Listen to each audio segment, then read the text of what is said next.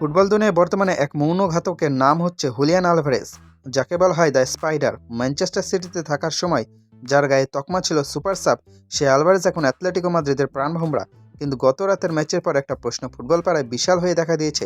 Alvarez কি তার যোগ্য ক্লাব পেয়েছে, নাকি আবারও এক ভুল ডেরায় নিজের কেরিয়ারের সেরা সময়টা নষ্ট করছেন এই আর্জেন্টাইন সেন্সেশন?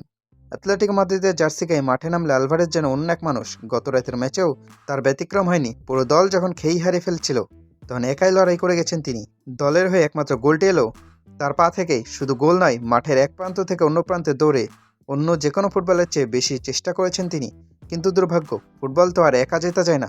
সামান্য চোট নিয়ে মাঠ ছাড়তে হলো তাকে, আর তার দলও জয় ছিনিয়ে নিতে ব্যর্থ হলো। এই পরিশ্রমের মূল্য কি আলভারেজ পাচ্ছেন? এবার আসা যাক সেই পরিসংখ্যানে, যা শুনে আপনার চোখ কপালে উঠতে বাধ্য। চ্যাম্পিয়ন্স লিগ মানেই তো রেকর্ড আর মাইল ফলক, আর সেখানে আলভারেজ যা করছেন তা স্বয়ং লিওনেল মেসিও পারেননি। এই মৌসুমে চ্যাম্পিয়ন্স লিগে তার গোল সংখ্যা এর মধ্যে 10টি, আর সব মিলিয়ে এই টুর্নামেন্টে 25টি গোলের মাইলফলক ছুঁয়ে ফেলেছেন তিনি। চমকপ্রদ তথ্য হলো, লিওনেল মেসির চেয়ে এক ম্যাচ কম খেলে তিনি এই 25 গোলের ক্লাবে নাম লিখেছেন। ভাবা যায়, খোদ ফুটবল জাদুকরের রেকর্ডে ভাগ বসিয়েছেন এই তরুণ স্ট্রাইকার।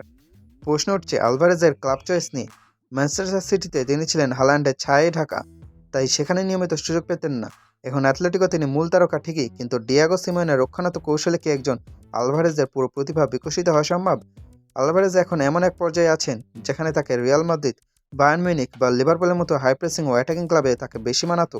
চ্যাম্পিয়ন্স লিগে যার 25 গোল হয়ে গেছে এত দ্রুত, সে কি সত্যি শুধু লড়াকু কোনো ক্লাবে থাকার যোগ্য, নাকি তার প্রয়োজন আরও ঐতিহাসিক কোনো ফুটবলীয় সাম্রাজ্য? আলভারেজের চোট খুব একটা গুরুতর না হোক, এটাই সবার প্রার্থনা। তবে ফুটবল বোদ্ধারা একমত যে এই ছেলেটা গোল করা মেশিনে পরিণত হয়েছে।